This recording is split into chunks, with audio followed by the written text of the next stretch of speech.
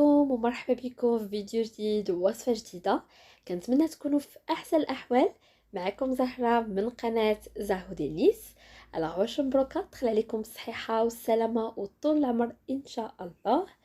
اليوم في اطار الوصفات او حليوات ديال العيد، انا صراحه بغيت نشارك معكم هاد الطلب ديالي لان بالنسبه لحلويات العيد مشى شي شويه الحال، ولكن مهم هادو افكار للطلبيات بالنسبه لكم ميم الناس اللي ما كيشتوهمش، فغادي تاخذوا فكره على الحليوات اللي ممكن توجدوهم الضيوف ديالكم ولوليداتكم.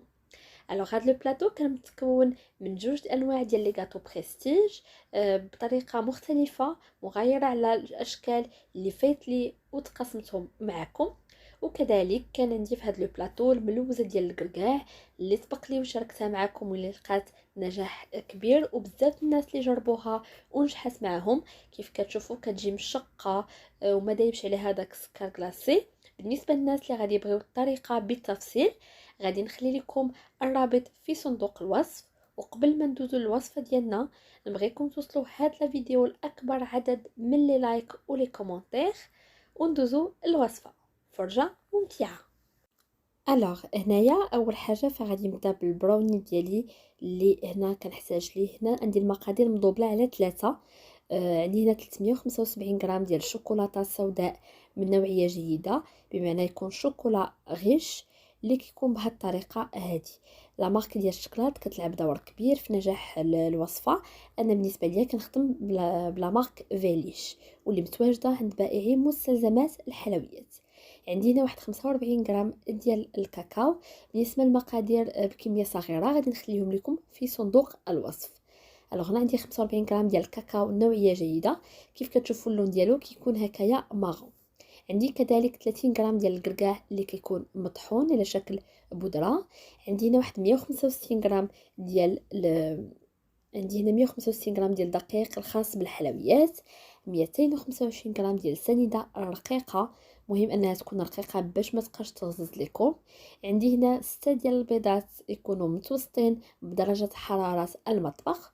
وهنا عندي واحد 300 غرام ديال الزبده حيوانيه.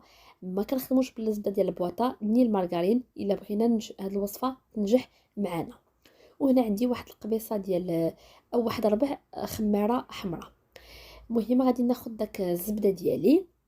كيف قلت لكم الزبده من الافضل تكون بدرجه حراره المطبخ غير باش تذوب معنا. وغادي ندير هاد الشكلاط ديالي مع الزبده يذوبوا في حمام مريم، او بالنسبه للناس اللي عندهم الميكرووند فغادي يذوبوه في الميكرووند حتى يذوب ليا تماما وتجلس ليا الزبده مع الشكلاط بهاد الطريقه هذه. كيف كتشوفوا هذا هو القوام اللي كيكون عندي هكايا الشكلاط دايب لان ديك الزبده كتخفف ليا. وهنا غادي نضيف السنيده ديالي دفعه واحده. كيف قلت لكم ديما كنستخدم بالنسبه للحلوى السنيده الرقيقه، لان هذيك السنيده الغليظه واخا كنحركوها واخا كطيب كتبقى كتغزز لينا في سناننا. دونك كنحرك هذيك السنيده ديالي مع المكونات السابقه حتى كنحس بها دابت ليا تماما في الخليط ديالي.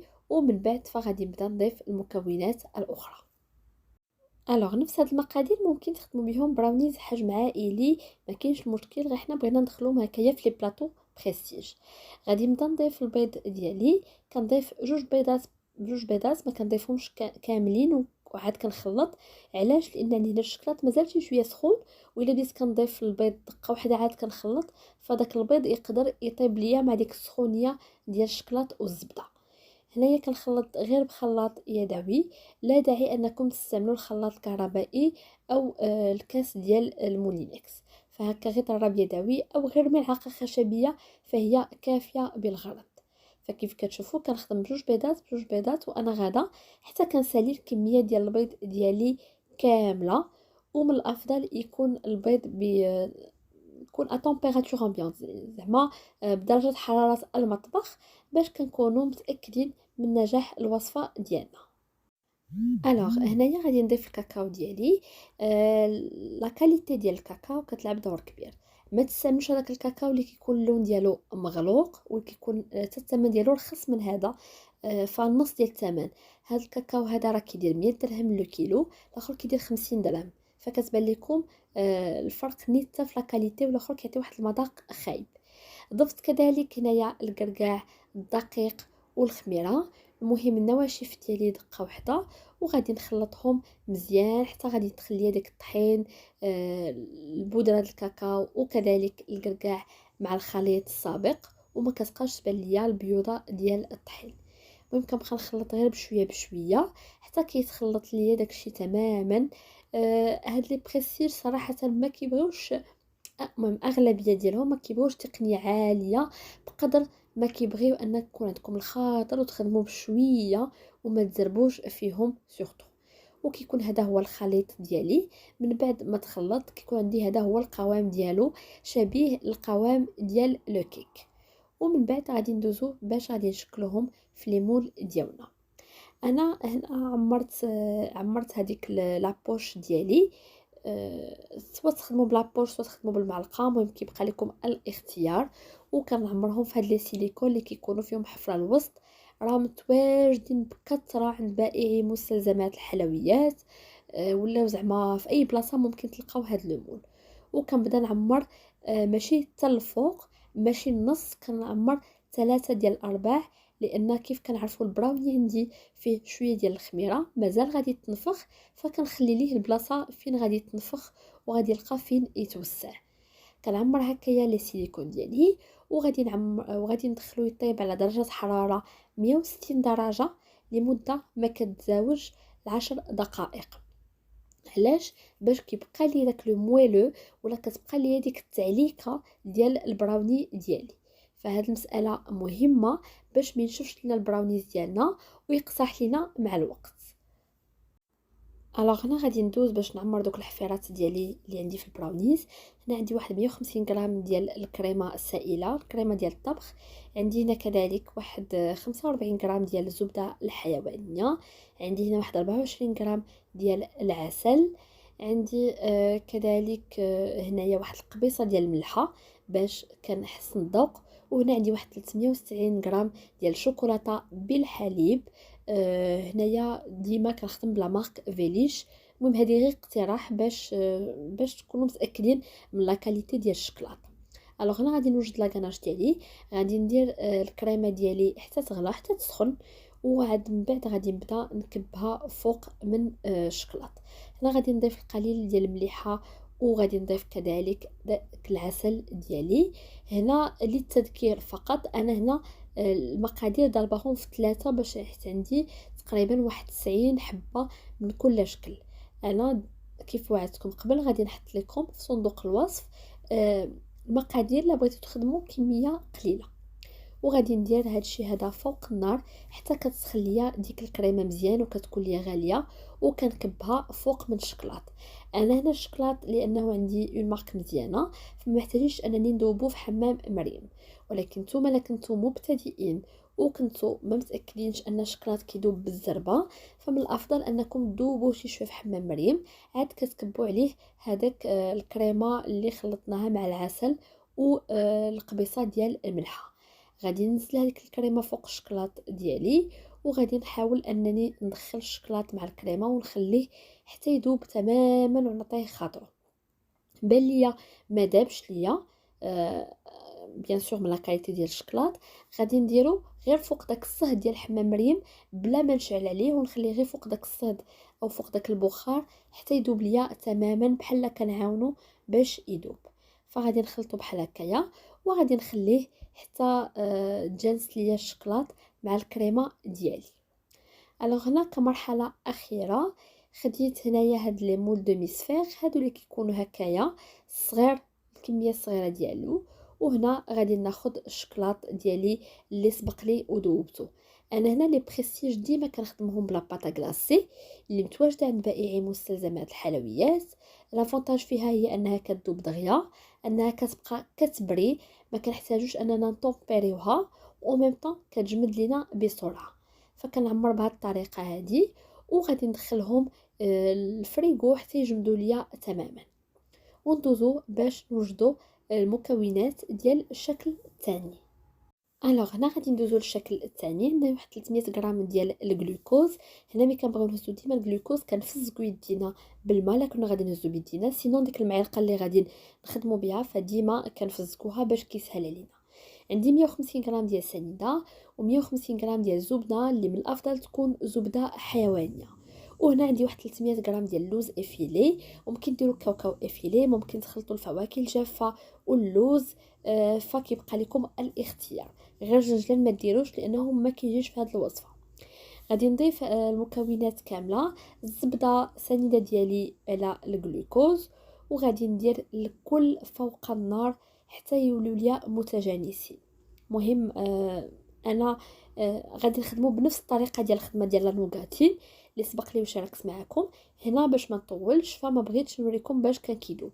هنا من بعد ما كيدوب ليا كلشي خارج النار كنضيف هذاك اللوز افيلي ديالي اللي ما كيكون لا محمر لا حتى شي حاجه، لانه مازال غادي يذوب ليا في الفران، او مازال في غادي يطيب ليا وغادي يتحمر ليا في الفران. وكندخل داك اللوز مع الزبيده ديالي سنيده والجلوكوز اللي سبق لي وذوبته حتى كيبان ليا دخل مع بعضياتو مزيان.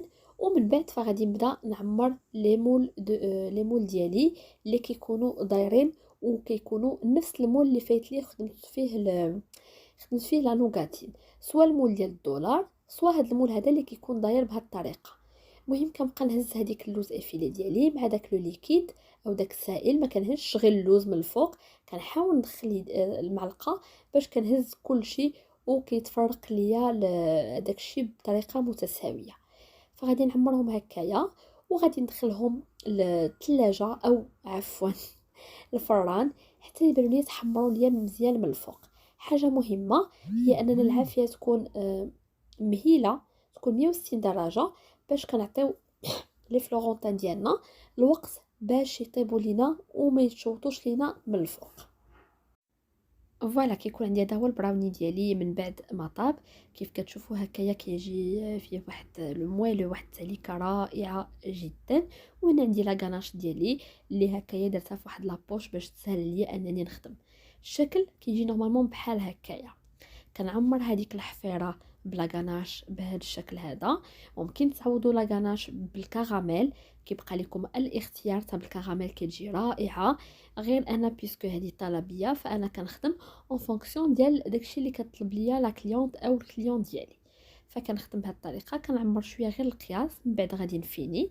انا هنا لابوش كنت حليتها بزاف، المهم نتوما كديروا غير واحد شي شويه. ومن بعد فكناخذ هذيك سمحوا لي ما صورتهاش، حبيت صورات وما تصوراتش.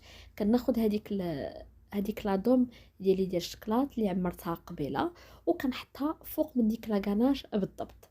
فانا هذا الشكل هذا مازال غادي نشاركو معكم بوحديتو بالتفصيل. مهم انا هذا خدمته في اطار واحد الروتين ديال الخدمه، فمازال غادي نتقاسموا معكم. هادوك لي فلورونتان ديالي من بعد ما طابو كيف كتشوفوا كيجيو على هذا الشكل. من هاد البلاصه كيجيو رخامين وكيجيو صراحه جد رائعين، من بين احسن الشكيلات اللي عندي. وهنايا فغادي نحطهم على هاد الطبقه ديال الصابلي بروطون. بالنسبه للصابلي بروطون فانا سبق لي وتشاركت معكم مرات عديده، داكشي علاش ما بغيتش نعاود نشاركو معكم. غادي نخلي لكم الرابط ديال الناس اللي مازال ما شافوش باش يمكن لهم يشوفوه. كيجي هو وكتجي هاد لي فلورونتان باللوز كيجيو صراحه رائعين، وكيجي هاد لو بريستيج مرمل.